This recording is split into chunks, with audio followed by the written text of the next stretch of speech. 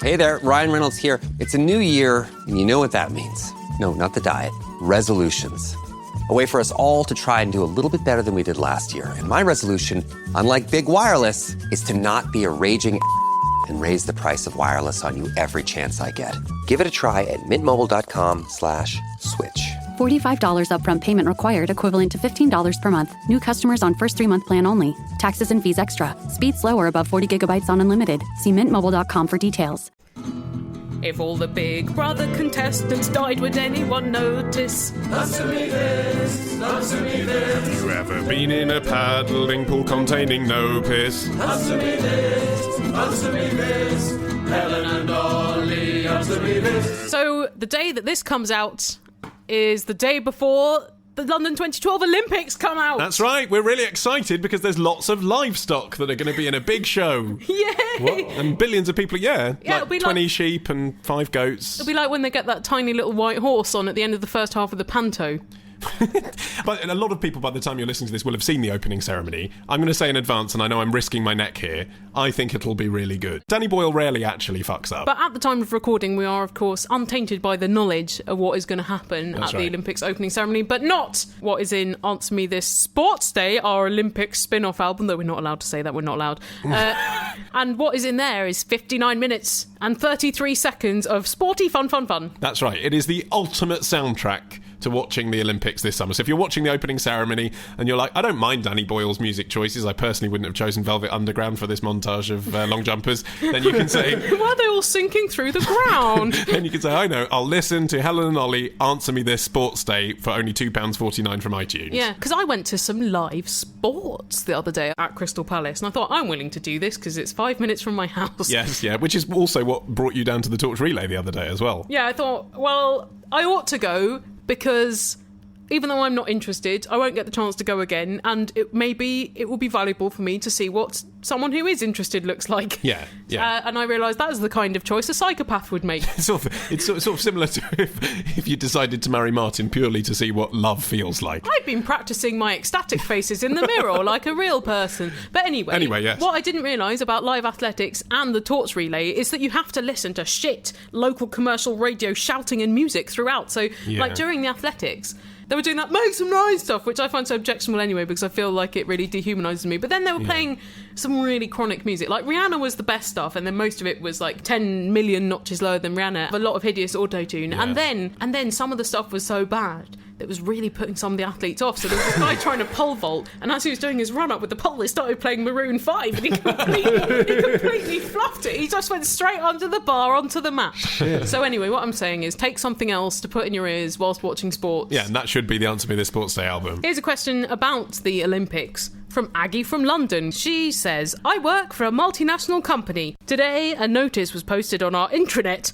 reminding staff that as the Muslim holy month of Ramadan is underway, could we all be a little respectful of our fasting colleagues and clients? For example, refrain from eating or drinking in front of them. Does that really need to be said? Like you're going to be like, all right, Mohammed, you want to try these smoky bacon crisps? They're delicious. God, it must be really hard to have Ramadan during August in the Northern Hemisphere because the days are so long. It's all right when it's December and there's very little daylight. Anyway, Ollie, answer me this. What are the rules regarding Muslim athletes fasting? Surely, for example, Algerian weightlifters and Malaysian swimmers need to continue to eat a lot of calories in order to perform at their best. Well, actually, there's a lot of debate about that. Oh. Clearly, it would be dangerous for someone who had no previous experience of fasting and who wasn't an athlete to suddenly come to a different country and not eat anything all day and then run for an hour and a half. That would be dangerous. Well, I don't know, because I met this woman the other week and she went on this 2-week Thai detox where you just like have one juice a day, and she said it was amazing, but that was probably because her brain had shrunk. But if you actually are a Muslim athlete, i.e. you have experience at fasting over 20 years or so, and you are an athlete, so you're very in touch with your body and you're pushing it to the limits every day, it's not actually as dangerous as it might be if you weren't. So, I mean, there is some debate about it, and in fact, I mean, she mentions Algerian weightlifters. I don't know about that, but I know that the Algerian steeplechase Khalid Belabas is indeed fasting for Ramadan.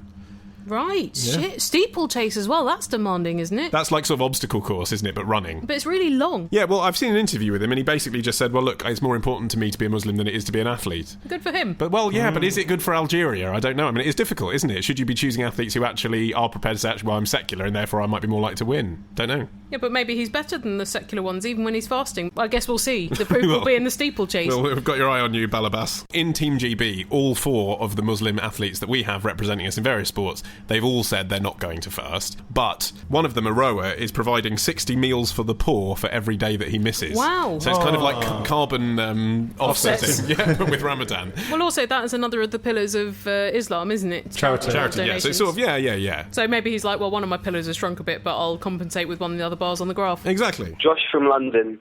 Helen and Ollie, answer me this. Me and my friend were just eating bread with sesame seeds on it, and we were wondering, what do sesame seeds actually grow into? Sesame seeds grow into a flower, kind of like a little white tube that's hairy on the outside. Well, it sounds like me. If Julian Opie was drawing Martin, it would look something like that. But actually, it's quite an interesting crop because it's the oldest oilseed crop known to humanity. Of course, sesame oil, you can use that in like stir fries and stuff. Oh, can't it's you? delicious. Yeah. Salad dressings. But it's a very drought-resistant plant, which means you can grow on the edge of desert, so it proliferates in rather inhospitable places, and it provides a valuable source of protein. Nice. Okay, actually, I'd kind of forgotten about sesame oil, and that makes me feel a little bit better about the whole sesame plant, actually. Why? Because as we've talked about before, I went to a vegetarian school. What you get in your packed lunches instead of a Mars bar are sesame snaps. Oh, that's a bit rough. Even just the name still makes me shudder. As a child, I just used to think, what is this? Because it's not sweet and it's not savoury. It's the transvestite of the snack world. What are you? What is it? The intersex seed. I just, like, hell for me is not a boot stomping down on your face for all humanity, but someone force-feeding me sesame snaps. Is that what's in your room 101? Is that a cage full of sesame snaps? Yeah, basically, yeah. Or someone who just sandwiches me between sesame snaps like some sort of medieval torture device. Or rubs them all over you like a pumice. Oh, don't. Actually, you make me feel a bit... It's Kieran from Freckleton. I'm currently doing work experience at a primary school, and I was just wondering, is it okay when the teacher leaves the room for me to shout at the children and tell them to shut up? It depends how you shout at them, I think. If you say, class, sit down, that's about okay. But if you say, I'm going to literally kill all of you! Yeah, well, the problem with that technique, actually, is that you actually make yourself look vulnerable, don't you? And I've hurt my throat. Yeah, exactly. But children can spot weakness, is what I'm saying. Oh my God, they can smell it with their tiny nostrils. And if you look like you're emotionally disturbed by the activities they've been getting up to, they ain't going to stop. Why would they stop? It's working. Exactly. That is their intention. When you sense success, you'd be stupid to stop, wouldn't you? That's right. So I think if you're going to shout at these children, Kieran, then do it with a sense of humour.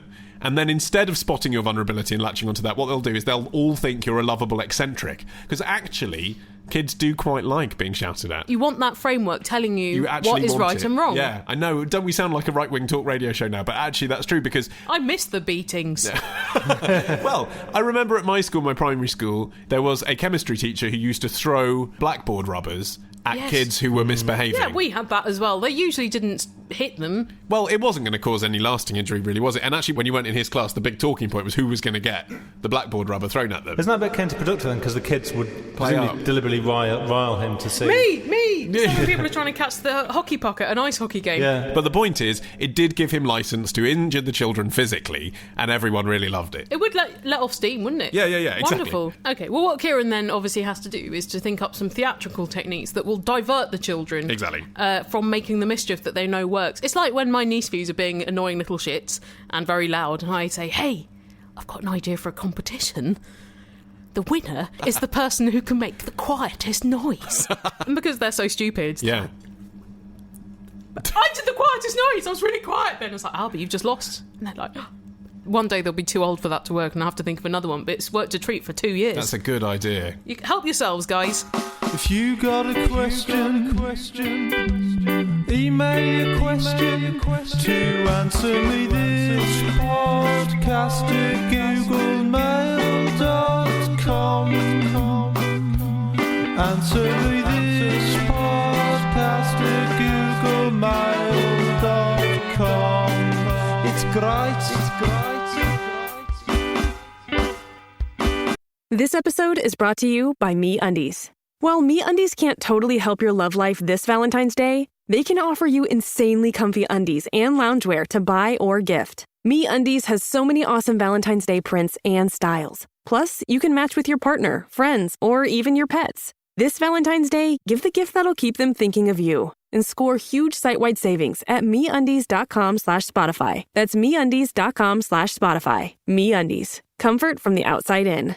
Here's a question of musicals. Yay! All right, you don't win me over that easy, Helen, although my heart is dancing. It's from Philippa from Bury St Edmunds in Suffolk, home of magnificent topiary. But not really any musicals that I'm aware of. I don't know. I think Chicago would have been better if it had been set in Bury St Edmunds. It would have been harder to fit on a poster, though, wouldn't it? Long title. He had it coming. We went to the Abbey and looked at the ruins. La-di-da. Anyway, Philippa says, I recently was in County Upper School's production of Phantom of the Opera. You needn't tell me, Philippa, the chattering classes have been talking of little else for the last few weeks. Did you see? I have to say, it was amazing. False modesty much? But even after 4 performances and a week of almost constant rehearsal, plus 6 months of singing practice and dance choreography, I'm still unsure. Ollie, answer me this. Is the Phantom a goodie or a baddie? I'm not sure what argument there is that he's a goodie. Why must he be one or the other? Well, absolutely. I suppose maybe she just thinks musicals are so... Black and white. Yes. So moral. Well, you see, but that's the mistake people often make with musical theatre, isn't it? They assume that because you can watch it in a way that's completely insubstantial, that there is no substance to it. Whereas, obviously, the musicals that are really good, and by the way, I hate Phantom of the Opera personally, but nonetheless, the box office receipts would suggest that lots of people think it's really good. Philippa says it's amazing. Yes, that's right, so she must be right. The ones that are really good do have a bit more going on and a bit more interpretation. I think you have to settle, basically, for baddie, because it's based on a book that's 100 years old. Anything written 100 years ago in which a character is disfigured. Yeah. We're talking about a world before Mask with Cher in it. Is Quasimodo evil? Ooh. But then the Beast in Beauty and the Beast, he's kind of good, isn't he? Yeah, but that's the trick, because he's actually a handsome man put under a spell. Yeah, well, the Phantom is also a handsome man underneath it. He was once a handsome man. Oh, yeah, well, I mean, the version I saw, he was played by Charles Dance. It always set my mother's pants a-flutter.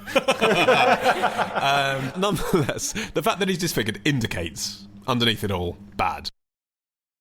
Also, from what I remember, the Phantom represents sex, and the other guy that's wooing Christine represents love, romantic love. The fact is, he's obviously a dick, because he's like the collector. He's keeping her in a cellar, hoping she'll love him. Yes, but he's only doing that really in repayment for the fact that he's taught her to sing, and now she's a big opera star. So that's like if Joseph Fritz was like, Elizabeth, you didn't clean your room, down the stairs, you're not coming out. Or if Simon Cowell said, One Direction, you are now going to live in my house forever. She has slightly cock-teased him. She's like, I can sing, oh, it's amazing. And then when he says, all right then, marry me, she's like, actually, I'm not sure, you've got a horrible face. Well, maybe it would have been sensible for him to wear a funnier mask, like one of those spitting image Thatcher masks, or one of those postcards with the Queen's face on it that you can get all over London. But I'm not sure those existed in France in 1890-something. Shop around for masks, is what I'm saying. Well, from one question about a bad man to another, it's from Claire from Evesham / Leamington Spa. Make up your mind, Claire. She says, Ollie, answer me this. What happened to Hitler's paintings? Since Athena closed down. They weren't, destroyed or anything. I mean, presumably they're very valuable. Well, they're more valuable than paintings by a shit painter should be. Yeah, they're not great, are they? I mean, they're fine. They're technically fine. They're just bland watercolours of landscapes and stuff. There's nothing really to distinguish them. But then I suppose he didn't have the time to work out his own style because he went off and became a dictator instead. That's right, yes. At a time when a lot of artists would be developing and then peaking in their 60s, and he was dead by then. He had an anti-Semitic manifesto of hate to write, Helen. He didn't have time to develop his painting skills. Yeah, but he could have done the pictures in that, couldn't he?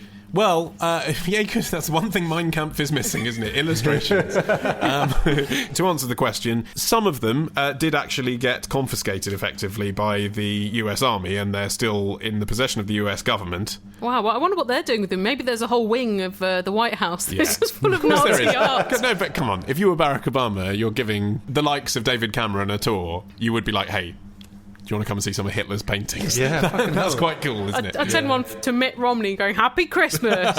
Looking at Hitler's paintings, they remind me of the paintings you get in hotel rooms where they've just got some paintings to fill space that they're not the kind of paintings that anyone will ever love. They're Holiday Inn paintings, aren't they? Yeah, they are. If you found a Hitler painting in a charity shop for £2, would you buy it? Yes, of course, because they are worth tens of thousands. Are they? Yes, just because it's by Hitler. Would you put it on your wall? Nah. I love the idea of someone going around your house and then you go, oh, who's that painting? Oh, Oh, that's original Hitler. I actually have... I've never admitted this in a public forum before. Oh my God, exclusive. I have a Charles Bronson line drawing. He sent it to Philip Schofield, and it was when I was working on the ITV programme This Morning, and we were running a This Morning caricature competition. And he entered? Yes. No way! So the viewers had to draw their own caricature of Philip and Fern and send it to This Morning. Uh-oh. And I, being the lonely researcher, was charged with opening the mail and then putting the good ones into a pile. And one of them came through from Charles Bronson. And it was, as you'd expect. Was it like Philip and Fern smashing each other's heads or something? No, the picture was a caricature of Philip and Fern. Okay, and because you still wanted to win. What was the prize? But on the back was I think it was a Hobbycraft kit or something. I'm not sure they're allowed that in prison because they're probably blades. I think it wouldn't look good and on brand if on air Philip and Fern read out that the winner was Charles Bronson. What was Charles Bronson in for? I can't remember. Originally he got 7 years for something like ABH, not killing someone. Okay. But then since he was there in 1970-something, he's become Britain's most violent prisoner. Right. He's like attacked security guards with forks, and he was released for about 40 days and then went back in again since 1980 or something. Oh, okay. He's a bad apple. He's a bad apple. And but anyway, I saw it and I thought, what do I do with this? Because what's the official protocol? Probably I'm supposed to take this through to the producer of the programme and say, we've had a slightly threatening letter from Charles Bronson. Yeah. But he's in prison. He's not going to do anything.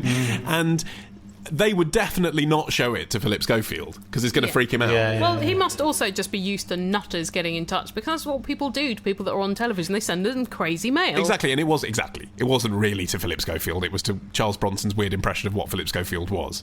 And so I just thought, well, I'm not going to get anything productive by handing this in, but if I keep it, this is going to be something... I'm not proud. I wouldn't go buying Charles Bronson artwork, but since I've been sent it, I'll just keep it. So did you frame it and put it on your wall? No, I've kept it in my various bits of when I worked in TV production memorabilia. From Violent Criminals.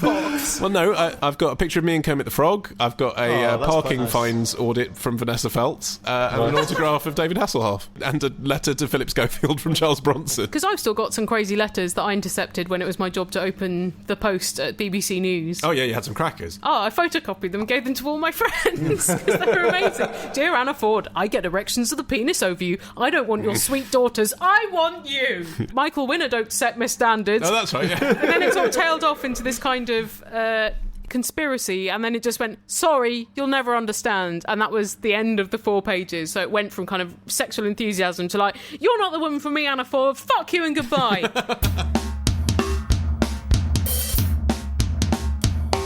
What's your favourite question from our first 3 years that's really made you guffaw?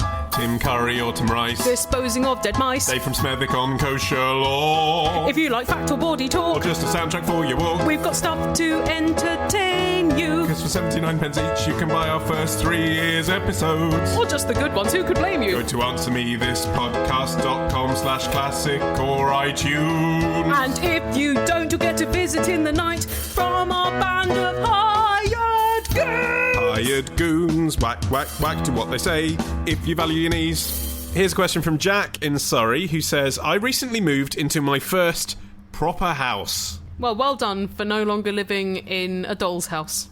Living with 4 other guys, I noticed that we have our own particular habits. That's good, isn't it? Because they're not all clones. Yes. One of my housemates only ever reads on the stairs. Okay. Ooh. And can do so for hours. Interesting. Wow. I've never met anyone who's done this in their own home when there are perfectly good armchairs and sofas on which to read. Maybe he likes his buttocks to be pressed against a hard angular surface. Yeah, well, actually, I kind of can identify with this Sometimes. a bit. Sometimes you want to have your limbs jammed against a wall and your back jammed against another wall and a book in between. Yeah. He perhaps enjoys the lack of distraction. Maybe the rest of your housemates watch telly all the time, or you're really loud, or you're always doing games. And he's like, I can feel serene on the stairs. No one else is spending time on the stairs but me. Well, Jack continues, Helen, answer me this. Is my housemate really weird? Well, yeah, a bit, yeah. A bit. And do you have a weird place where you like to read? No, but I used to, in the house I grew up, there was a large cupboard on our landing, and I would go in there for hours at a time. And it was really nice because all the sleeping bags were in there, so it was very comfortable. And it had a kind of comforting cupboard smell full of coats and old suitcases and stuff. That's really sweet. That is the kind of thing that only kids do, isn't it? It was great. You never like, where's Granny? Oh, she's in the cupboard with the sleeping bags Where reading Raiders Digest. Yeah. And actually, Jack, if your flatmate has managed to maintain that childhood joy and discovery of nooks, good on him. Yes, exactly, because the problem with our flat now for reading is it doesn't contain any unusual nooks.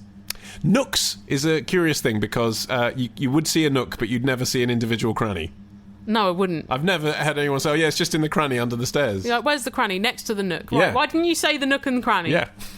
I used to like going to the plinth around the Lions, the bottom of Nelson's Column in Trafalgar Square. Oh, show off. I used to climb up to the top plinth and sit at the bottom of the column, and I haven't done that since I was about 24, and then last week I had like an hour free, so I thought, okay, I'll go and read in Trafalgar Square. I had my book on me, so I went home, ripped my corduroys straight down the crotch. That's what happens when you read out of an armchair. It's dangerous, people. Very dangerous. I mean, this guy, he could cause other people to fall down the stairs. They trip over him as he's deep in his book. He doesn't move out the way.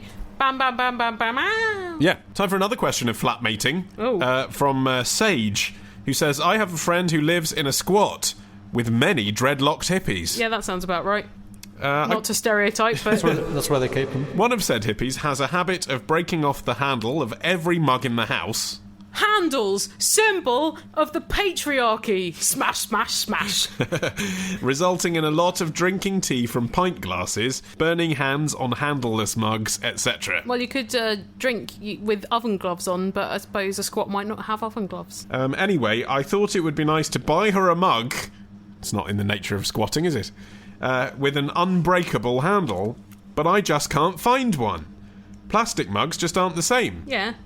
So Helen, answer me this. Can you shed some light on my mug-based quandary? It's not really a quandary. They're saying, can you recommend a mug that's unbreakable? Oh, well, the answer me this mug, it's very stout. Oh, that's bloody good, isn't it? It's quite big. It's a very big one. large. Yeah. And ours done nearly 5 years of unchipped service. That's answer me this podcast.com/superstore. I think the solution is to buy her a load of tin cups. They don't break. They taste a bit nicer than plastic, but also she can just leave them out for the hippies, and then she can keep her nice mugs in her room, although that might be against the tenets of the squat. Yeah. So I think either she's going to have to live with the fact that hippies in squats are not the ideal housemates, or you could ask one of the hippies to whittle a mug out of a tree branch they found that had fallen. Yeah, it's not like they're doing anything else with their days. Here's a question from Braden in Australia, who says, Helen, answer me this. Is Timbuktu a real place?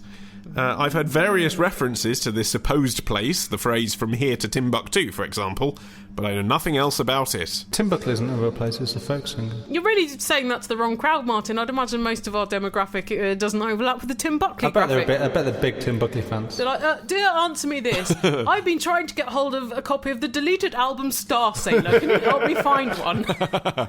It is a real place. I know that Timbuktu is a real place, Yes. but I would struggle to point it out on a map. Yes. But that doesn't tell you very much, because I would struggle to point out China on a map. You struggle to point out London on a map of London. It's technically in Mali. Where Damon Albarn likes to go on holiday. Yes. Do you remember in the late 90s he was into Iceland, and then he was like, I'm into Mali now. Mali music. Where next, Albarn? Swindon.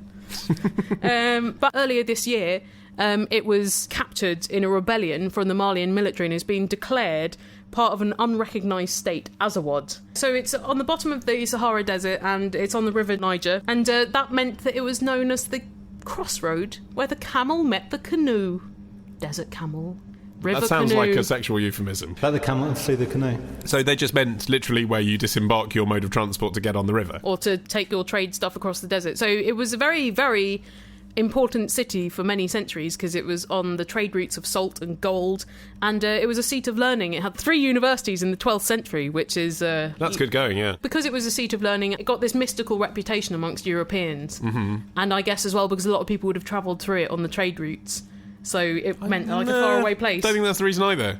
I honestly think the reason is it sounds a bit like Roald Dahl made it up. It sounds like a place that's like a punchline, something. Outer Mongolia, people say as well, don't they? Yes. Dark is Peru in Paddington. Yes, exactly. Peru dark? Yeah, probably not. Well, maybe where Paddington was born, because he's a bear and probably in a cave. I wonder whether to foreign ears, some of the places in British literature sound equally amusing and like, you know, Baker Street, where Sherlock Holmes is from. Oh, God. Oh. If only I found you to a novelty. Honestly, I could feel that coming. To some foreign readers of Sherlock Holmes, Baker Street feels like something that's probably made up, but it is actually a real place here in London. A lady asked us for directions the other night. We were at Baker Street Station and she wanted to know where Sherlock Holmes' house was. It was Well, he's dead, even if it was real. Fictional, he never actually lived there, and it was 7 p.m. on a Sunday, so even if there is a museum there, it's not going to be open then. Yeah, but you see, I actually did something like this myself. We went to see the excellent production of Sweeney Todd that's on at the moment in the West End. Sweeney! And on the bus, on the way home, my bus back to Highbury goes down Fleet Street. Oh. So I was curious, so I looked all the way down Fleet Street to see if there actually was a barber shop on Fleet Street. Or a pie shop. Or preferably a pie shop with a barber shop above it. Ideally, yes. And there is a barber shop on Fleet Street, and it's above a Wagamama. And what is in those soupy noodles? I thought that I would never love again. Oh no! I went onto the internet and then... What then? I found a place where all true love lasts. Hooray! At www.answermethispodcast.com. Here's a question from Alice, who says, since having children, I've become increasingly compulsive about reducing the clutter in my house. Well, that's the wrong way round, isn't it? Because children bring a wave of shit with them. Yeah, and also children will go round destroying everything that you had anyway, so why bother being proactive about it? They make useful artefacts into clutter. They've got a talent for it. Except for the occasional one that is an obsessive-compulsive tidier. Keep hold Dream of them. child, that. Yeah, they're probably a bit of a weirdo, though. They'll probably go mad when they're older. Yeah. Alice continues, I used to have ornaments, but I got rid of them all. I suppose that could pose a danger to a child, perhaps. My husband hates having change in his pockets, so he leaves little piles of it everywhere. That's the kind of thing that people stab each other about, isn't it? These unimportant things. Yeah. I saw one more pile of his 5pences, and the next thing I knew, his blood was everywhere. I understand the frustration, though, because it's not asking too much, is it, Alice, for him to just have one place where he keeps his piles of pennies? Why don't you buy him a piggy bank? Anyway, Alice continues, recently I got really irritated and threw some 1p and 2p coins away in the rubbish. What? Yeah. With scrap metal going at such a price at the moment, you're a monster. I realise this is financially and morally questionable behaviour, but, Helen, answer me this. By removing these coins from circulation, have I helped the national economy or damaged it? Oh, sure you've helped. In these times of austerity, you're like, oh, I'm rich enough to throw money away. Yeah, I'm pretty sure you've damaged it. I know not everyone's with George Osborne's plan of printing loads of money, but I've not heard anyone on any side of the political debate actually say, let's throw our money away. Yeah. In fact, since the 1 and 2p pieces were introduced in 1971 when it was decimalisation, how much money do you think has disappeared through people losing/disposing of these coins? In pounds? In pounds. £25 million. £70 million. Wow! And apparently in a recent survey, 5.3 million Britons admitted to throwing coins away. And why would you do that? Why would you not keep them in a big jar? And then once a year you get to go to Coinstar, yes. which is like playing a slot machine where you always win, apart from 7% of the commission. I was surprised to find on the Royal Mint website, which obviously I frequent regularly. Yes. That there's actually a limit on what is legal tender in these little denominations. So in other words, you're only allowed to spend 1p coins up to a certain amount when you go and buy stuff. For up to 20p. 20p? Yeah, it's insane, isn't it? That's cock all. It is a wonderful feeling, though, isn't it, to reach that time in your life where you're sort of like trying to negotiate some difficult stairs or get into a bus and you hear 2p drop to the ground. You're like, yeah, I don't need to pick that up, actually. Yeah. Don't scrabble for it, passerby. It's not important. Oh, they got run over by a bus. Yeah, I do feel bad about that. You drop it on the floor, you've decided not to pick it up, and someone else generously reaches down and gets it for you. When I first lived in London and I was extremely impoverished, I lived with a man called Mark who had a big bowl where he just dumped his change every evening. Yeah. And there wasn't anything bigger than a 10p or a 20p in there. It was mainly coppers. But in order that I could go for my 50p swims each day, I would comb it for the 5pences. Did he know? No, he didn't, because he didn't care. He never took anything out of the bowl that went into the bowl. Helen. Wow, I didn't know that. Yeah, what happened to your tight moral compass? Well, I wanted to go for my 50p swims. Yeah, I bet you did. Me. Yeah. Well, sorry, Mark, I'll give you the 50p's back. Well, listeners, if you are literally throwing money away, Throw it our way, of course. As Alice is, yes. Do head over to our website where there are links to our merchandise and apps and albums and our book and our classic episodes that you can throw at us instead. And then I'll make a Pearly Queen style suit out of all the coppers that Alice is throwing away, and I will look very dashing, thank you. And as you ought to know by now, the address for that website is answermethispodcast.com. Obviously, on that website as well, we have put our contact details so you can send us a question via email, phone and Skype, because the sad truth is, listeners, if you don't send us a question, there's no show. That's right. Do you want that on your conscience? What would we be without you? Nothing. What would you be without us? Listening to something else, Helen. Bye!